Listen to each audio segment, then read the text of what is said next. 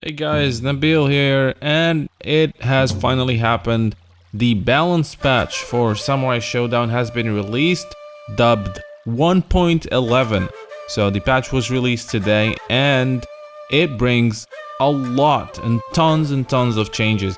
We're definitely not going to be able to go through all of them in one video, and it's still too early to test some of the stuff, but I'm going to go ahead and mention the major things that have changed. Now before I go into balance changes, let's talk about some of the universal changes or the mode changes that happened with 1.11. The first one is concerning lobbies. We now have lobbies, finally. Yes, casual match lobbies are now what they're supposed to do. No more you have that problem after a match finishes and everyone is kicked from the lobby and people need to run in and decide who's gonna fight who, and then if you're too late to enter the room or the actual lobby or the match, you're not gonna be able to spectate. So that has changed, and now the lobbies work as they should, similar to other games, similar to the King of Fighters 14 or the Street Fighter 5, etc. And there's also some few things that were added. So for example, I'm looking through some of these changed features. So the battle begins when both players press OK in their respective seats. Before it was automatic. As soon as you get into the seat, it starts. Altered so that players are not automatically ejected from their seats after a match. That's what sucked, and that was finally, this is not the case anymore. And then you can select between watch while waiting or watch only when in spectator seats. The option to rematch now is enabled if there are no players waiting. So if there's only two players in the room, then automatically after the game, after the match, it will ask you if you want to go for a rematch, which is very handy. Character intros and win pauses are now skippable, and for players making the lobby, you can choose the stage right from the lobby menu screen, which is great. Before you couldn't do that. So it's a lot of changes. The lobby system, the casual match has been completely redone, which is great. Another thing which is really major is when you're playing ranked mode and you go into leaving the matchmaking in the background and you go through several modes, like you play in single player mode.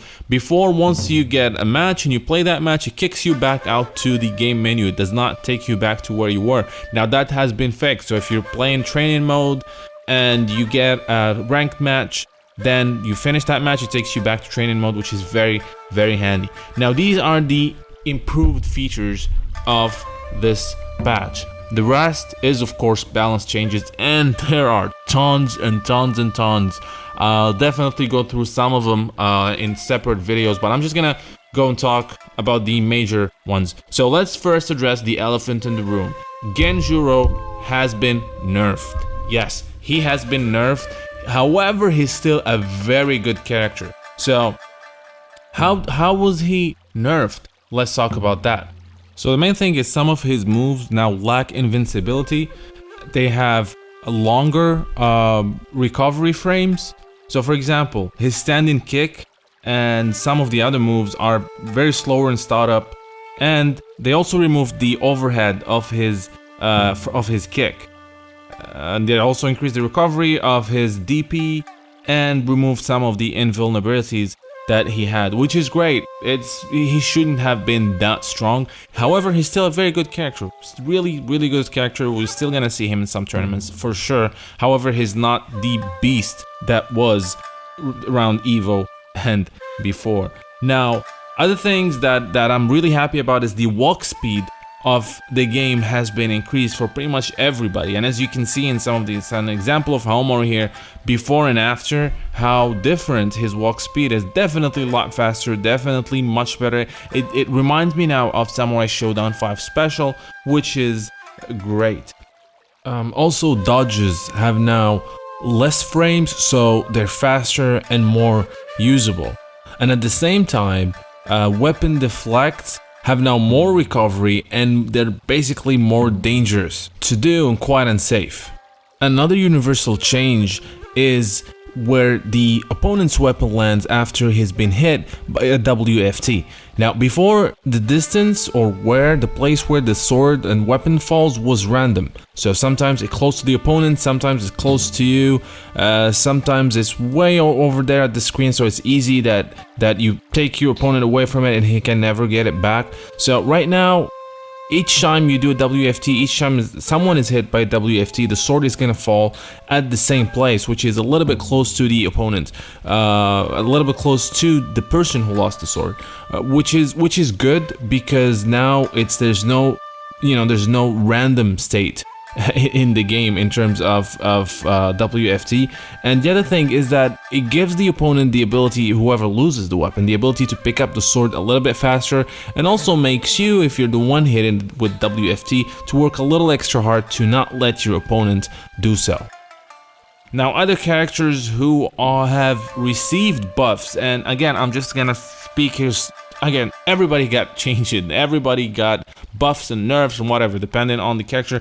And the good thing is, they actually did what I heard before, is that they're not really nerfing the top tier characters. Yes, Genjuro, they changed some properties, but mostly they buffed the other characters, so now everyone is on a closer level. So you're definitely gonna see more characters in tournaments going forward. So since the game released, there were two characters who were really always at the bottom of all the tier lists that were seen online, and these characters are Kyoshiro and Shiki. And I'm happy to say that both these characters are now really, really good. Now, how good are we talking? Kyoshiro went from the low tier to probably S tier. And again, it's a little bit too early, but from what I've seen, he's now a beast.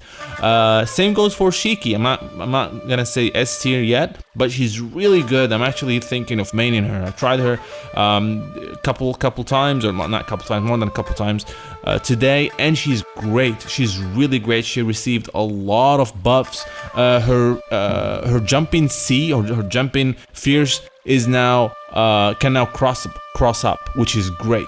It leads to some really great combos, as you can see here. And again, tons of changes. I wish I can go through all of them, but it's just a lot. But I'm just gonna tell you the overall of what's happening here. And speaking of Kyoshiro, there's one thing that is everybody's talking about right now, is his frog move. You know, where you jump in and that frog shows up out of nowhere and swallows you. Well, that's unblockable right now. You really can't block it anymore. You actually have to jump in order to avoid it, which is a huge buff, really, and we'll see how that goes. I'm not sure. I don't have any feelings towards it. I'm not saying, wow, that's overpowered, and I'm not saying that's fine yet. So again, we need more time with the game, with this new... The game is completely changed now. It's definitely a new game. It's like going from Samurai Shodown 5 to 5 Special, really, and it just been a month ago. It's just crazy how these guys, how SNK did this. It's really, really great that not only they listen to fans, but they actually go the extra mile to make things right. Now, other notable changes, Ukyo has been buffed, so he's faster. As you can see, there's some new combo potentials. Haomaru has been nerfed a little bit. Now it's really easy to jump over his WFT above his weapon flipping technique, which I'm not sure how I feel about that one. I'm not a Haomaru player, but it's definitely gonna be interesting to see how things go forward. Jubei has got some nerfs and some buffs. He's overall still a great character, but however, this thing, which as you can see here, so Ukyo WFT, which was one of the lamest ones in the game because it was easily predictable, has some invulnerabilities right now. Like right now, you can actually go through Jubei's WFT with Ukyo's one, as you can see, which is really interesting. I'm not sure if that's supposed to happen, if that's a bug, but we'll go ahead and see how it goes again. There's some Isen changes, by the way. Now, everybody's Isen is similar in that it has the same starting frames, it has the same distance, so it's really similar, which was not the case before. And it's been there's a little bit of a nerf in terms of Isen. So they basically extended the hitbox on the Isen, and also extended the hurtbox of all DP moves in the game. So you can't Isen and punish a DP on hit, which was, you know, you could able to do that. You could block a DP, go into Rage Explosion, then go and Ascend, and you'll definitely hit your opponent. You can't do that anymore, so that changes a lot about how you can do your Ascend. Darley has gotten some buffs as well. As you can see, this new combo, simple combo potential now has a lot of damage compared to what it was before. Yoshitora is one of the characters that got nerfed. Right now it's easy to block some of his moves, and again, he's still a good character, but definitely not as strong as before. Tam is still good. Nakuru has got some buffs as well. So generally everybody is almost on the same level from what I can see right now. Again, very early to be able to say if everybody's good or not. Earthquakes also got some buffs. And again, what I'm gonna do here, so I'm just going through the major changes right now, but what I'm gonna do is I'm gonna try to go over most of the characters and talk about their changes in separate videos, and try to test those changes and try to guess what that means for the future of that character in terms of esports and tournaments, etc.